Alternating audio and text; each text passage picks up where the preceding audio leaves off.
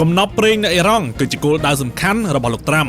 នៅពេលនេះលោកដូណាល់ត្រាំបង្ហាញពីគោលបំណងយ៉ាងច្បាស់ថាលោកកំពុងចង់បញ្ជូនទ័ពដើម្បីវាយដណ្ដើមយកកោះខាតដែលជាមជ្ឈមណ្ឌលផលិតប្រេងដ៏ធំបំផុតឬស្មើនឹងប្រេងនាំចេញប្រមាណ 80% របស់អ៊ីរ៉ង់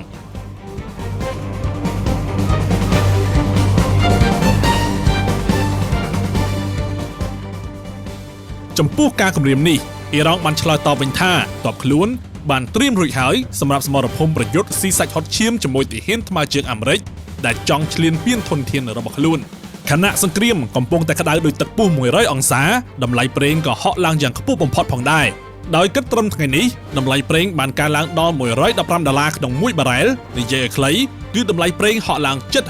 60% បើគិតចាប់តាំងពីដើមសង្គ្រាមមកចំណែកឯរូបភាពពីផ្កាយរណបថ្មីៗនេះបានបង្ហាញឲ្យឃើញថា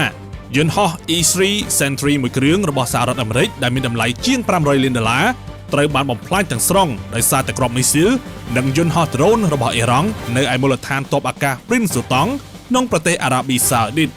រឿងនេះគឺជាការខាតបង់ដ៏ធំមួយរបស់សហរដ្ឋអាមេរិកព្រោះថាមិនត្រឹមតែតម្លៃថ្លៃនោះទេ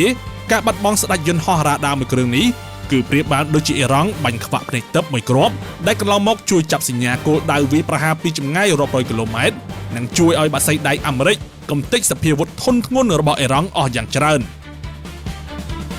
សូមចុច follow ដើម្បីទទួលបានព័ត៌មានសង្ខេបនិងទាន់ហេតុការណ៍